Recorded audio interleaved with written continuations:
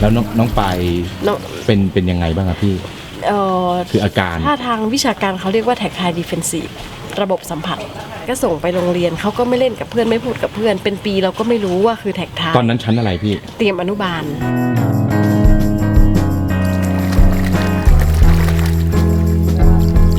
เริ่มมาเอะใจว่าเอ๊ะทำไมไม่เล่นกับเพื่อนเขารอว่าเมื่อไหร่แม่จะมารับแล้วไม่ค่อยอยากไปโรงเรียนร้องไห้เป็นเทอมๆปกติเด็กจะร้องไห้แค่2 สัปดาห์นะคะพวกเขาก็จะเกาะแต่ครูประจำชั้นอุ้มกอดคอแน่นแล้ววันหนึ่งครูประจำชั้นเขาก็แนะนำนะคะเขาก็แนะนำเบาๆเขาก็กลัวว่าพี่จะว่าให้เขาบอกว่าคุณแม่ไม่ลองเอาไปประเมินดูที่คณะเทคนิคการแพทย์ความเข้าใจของครูนึกว่าน้องปายนี่เป็นออทิสติก ADHD คืออะไรพี่ Attention Deficit Hyperactive Disease มันคือเป็นภาวะความผิดปกติที่เกิดจากสาเหตุนี่ยากที่จะบอกนะในทางการแพทย์เนี่ยนะเรียกง่ายๆคือโรคสมาธิสั้นความผิดปกติทางพฤติกรรมทางสติปัญญาอารมณ์สังคมอย่างหนึ่งนะแต่จะเป็นภาวะความผิดปกติที่แสดงออกทางด้านพฤติกรรมจะซุกซนไม่อยู่นิ่งนะคะดังนั้นเนี่ยถ้าพอใช้น้ำมาเป็นตัวกลางปุ๊บเนี่ยไฮโดรเทอราปีจริงๆแล้วบางคนบอกว่าเขาไม่ได้ตั้งใจจะใช้ไฮโดรเทอราปีแต่เขาจะใช้เหมือนกับเอาน้ำมาลงมาว่ายน้ำเป็นศาสตร์ที่จะเอามาว่ายน้ำก็กลายเป็นว่าจริงๆแล้วไม่ได้ตั้งใจจะรักษาแต่มันเป็น indirect way เป็นทางอ้อมไปเลยนะที่กลายเป็นทำให้เขานิ่งขึ้นสมาธิดีขึ้นเพราะว่าเขาสนใจอยู่กับสิ่งที่กำลังทำกำลังเคลื่อนไหวพอดีเป็นสิ่งที่อยู่ในน้ำและน้ำมันต่างกับบนบกตรงที่ว่ามันสนุกกว่ามันมีความเพลิดเพลิน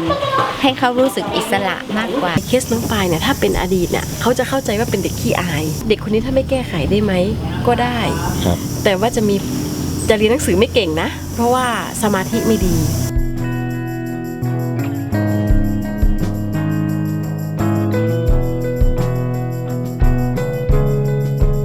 แล้ววันหนึ่งมาเจอครูยุความที่น้องปายไม่พูดน้องปายเมื่อปีที่แล้วเคยเรียนว่ายน้ำกับครูยุ1 คอร์สครูยุเขาไม่พูดกับครูยุเลยแล้วเขาก็เกรงด้วยนะคะ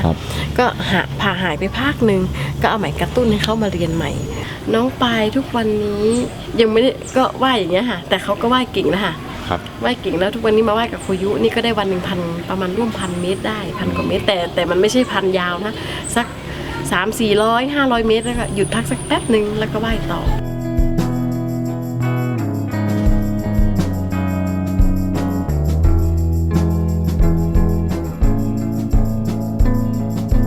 จริงๆต้องบอกนี้ครับว่าผมเริ่มต้นครั้งแรกเนี่ยสอนเด็กปกติก่อน3 วันดี4 วันไข้มีผู้ปกครองคนหนึ่งพาน้องเนี่ยเป็นออทิสติกมาให้ผมสอนผมไม่รู้เลยครับว่าออทิสติกคืออะไรในนาทีนั้น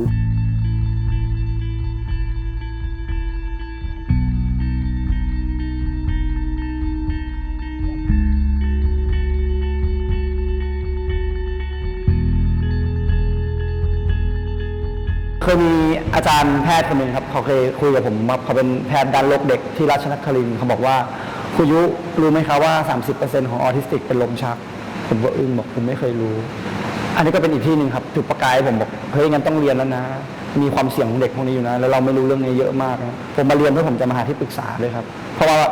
ที่นี่เป็นแหล่งของที่ปรึกษาของเด็กพิเศษทุกกลุ่มครับอาจารย์เขารู้ทุกๆเรื่องนี้ครับอันไหนที่เป็นความเสี่ยง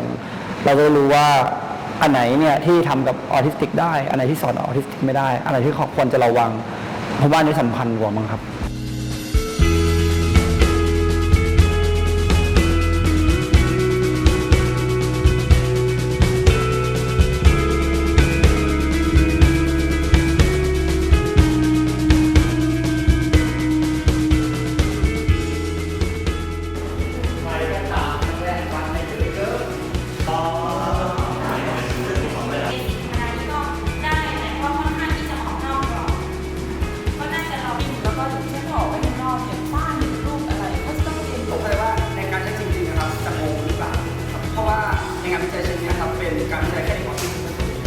อาจจะไม่ใช้ไม่ได้กับแล้วก็เมื่อกี้มีเรื่องของการสอนเข้ามาเกี่ยวด้วยครับก็แสดงว่าถ้าน่าจะมีเรื่องของการสอนควบคู่กับการใช้ไม่ใช่การใช้ต้องผมไม่บอกสิเพราะผมเป็นออทิสติกผมมีโมก่อน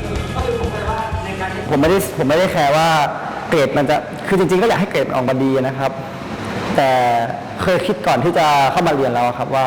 ถ้ามันไม่ไปไม่มาสมมติมันไม่ได้จริงๆหัวไม่ไปจริงๆนะครับคือเรียนไม่รู้เรื่องนะครับผมก็ไม่ซีเรียสครับเพราะว่า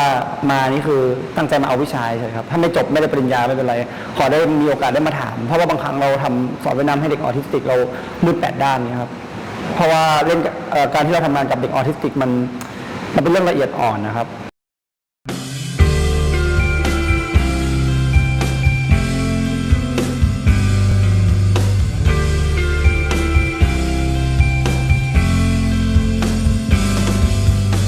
มีลูก2 คน คนโตชื่อน้องพลอยเป็นผู้หญิงค่ะครับ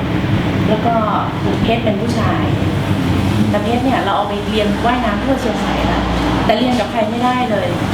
ความที่เขาเป็นเด็กไฮเปอร์ก็ไม่ปกติอะค่ะ ไม่ปกติทางด้านอารมณ์ เขาก็จะค่อนข้างเจ้าอารมณ์ ตอนที่จะมาลอยตัวได้นี่นานไหมกว่าจะก็นานเหมือนกัน เนาะ ปีกว่า2 ปี อ๋อเป็นปีเลยเหรอ เป็นปีเลยคือเราไปมากับครูยุเนี่ยนะครับ ครับ วันนี้อยากเรียน10 นาทีก็10 นาทีขึ้น อ๋อ อยากแช่ก็ให้แช่ อ๋อ ต้องปล่อยเขาไม่งั้นถ้าเขาเกิดแอนตี้หรือต่อต้านมาเขาไม่ไปเลย รอเมื่อไหร่จะว่ายน้ำได้สักที ก็เมื่อไหร่ก็ไม่ไปที่ลึกเมื่อไหร่ก็ไม่ไปที่ลึกเพราะไม่ยอมเอาหน้าลงน้ำเรียนว่ายน้ำโรงเรียนไม่เคยผ่านเลย คือไม่อยากมองให้คนอื่นเขามองว่าลูกเราไม่ปกติค่ะในความที่โมโห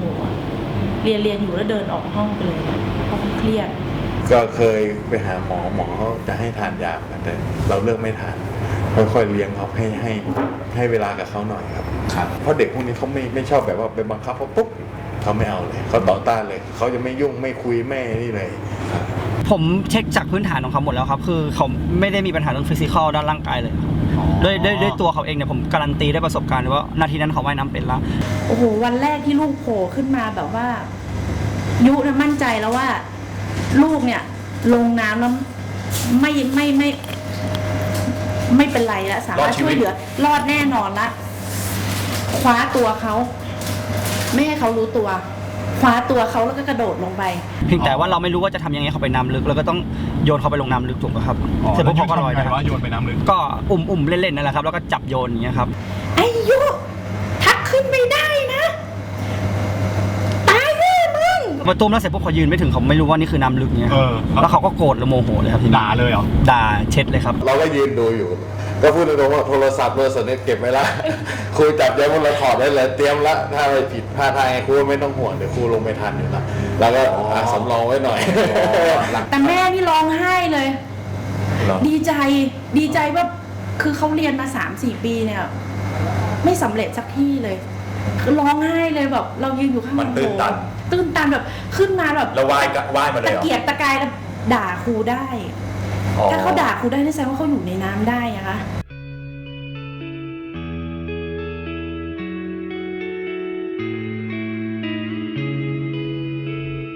เด็กน้อยๆมันรอดละ ถ้ามันไปตกน้ำตกเรือเนี่ย มันรอดลำตะกายหาอะไรได้ละเนี่ยนั่นคือความหวังของเราเพราะรู้อยู่แล้วเขาเป็นอย่างนี้จะให้เขาอยู่ในระเบียบว่ายเป๊ะๆคงไม่ได้แต่เห็นเขาลอยคอได้เราเข้าใจแล้ว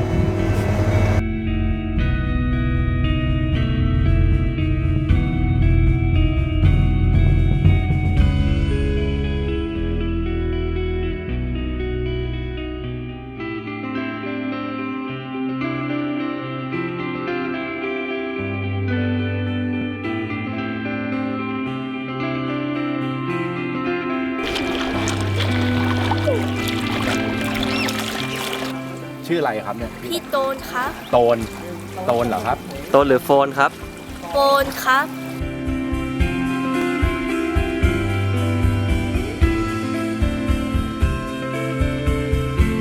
เมื่อกี้ถามว่าเขาชื่อพี่อะไรพี่โตน อ๋อเนี่ยเขาจะเป็นพูดไม่ค่อย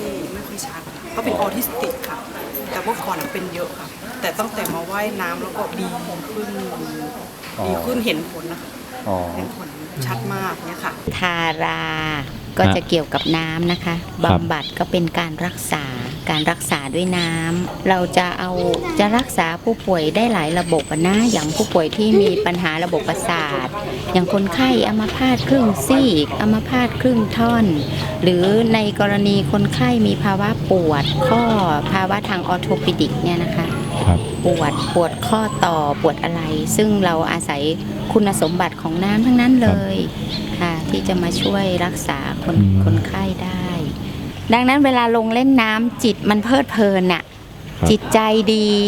กายก็บาลานซ์ดีสมดุลดีมันต้องไปด้วยกันเอื้อไปด้วยกัน อันนี้มันก็เลยเป็นไม่ใช่เป็นความบังเอิญแต่จริงๆแล้วเป็น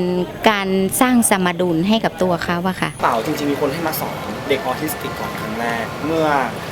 อย้อนไปเมื่อ2-3 ปีที่แล้วนะครับให้มาสอนเด็กออทิสติกพี่ยูก็ไม่รู้จักว่าออทิสติกคืออะไรก็เลยมีโอกาสได้สอนแนะนำให้ออทิสติกครั้งแรกแล้วน้องคนแรกเนี่ยเขาได้ทำเซอร์ไพรส์ให้พี่คืออยู่ๆเขาก็แสดงความอัจฉริยะของเขาออกมาซึ่งคุณแม่เขาแฮปปี้มากคือน้องคนนี้ชื่อน้องโฟน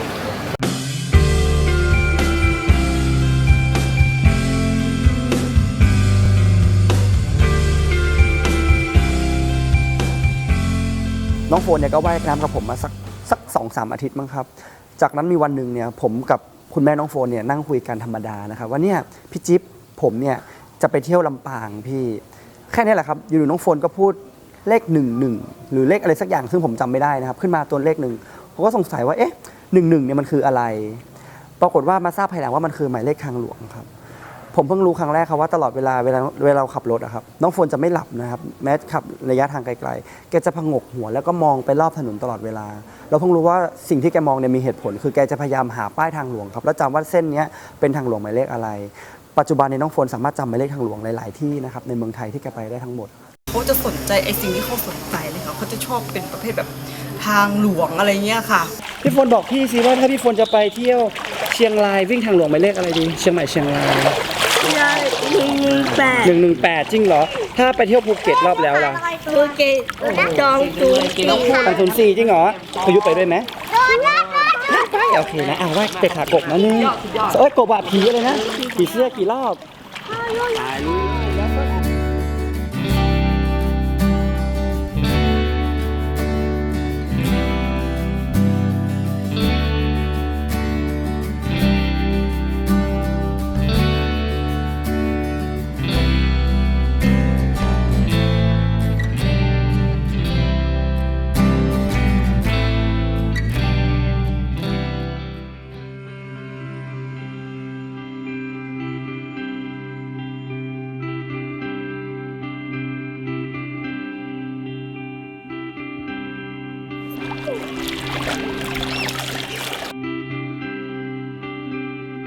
ครูยุนี่ต้องชมเขาเลยนะคะว่าโปรไฟล์เขานี่เด็กหลายๆคนไปเรียนมา100 ที่1,000 ที่ละไม่ได้มาได้กับเขาไปให้ความเป็นเพื่อนไงไม่มีเส้นกั้นว่าครูนะครูแก่กว่านะครูนี่นะเขาเล่นเป็นเด็กเลยครูถ้าเรามีคนที่มีจิตอาสาอยู่ในประเทศเราเยอะๆนะคงจะพัฒนาไปได้กว่านี้เยอะไม่นึกว่าแบบว่าคือไอเดียมันจะเขาเรียกว่าบันเจิดได้ขนาดนี้เขามีความสามารถนะครับเป็นคนที่มีความสามารถก็คือเขานำความสามารถของเขาเนี่ยไปใช้ให้เกิดประโยชน์ได้แบบผมว่าสูงสุดที่คนคนนึงจะทำได้ครับเราอาจไม่ต้องรู้หรอกว่าเขาคิดอะไรแต่อย่างน้อยเราก็ได้เห็นแล้วว่าเขาทำอะไรคนคิดดีจะมีความหมายอะไรถ้าไม่ทำ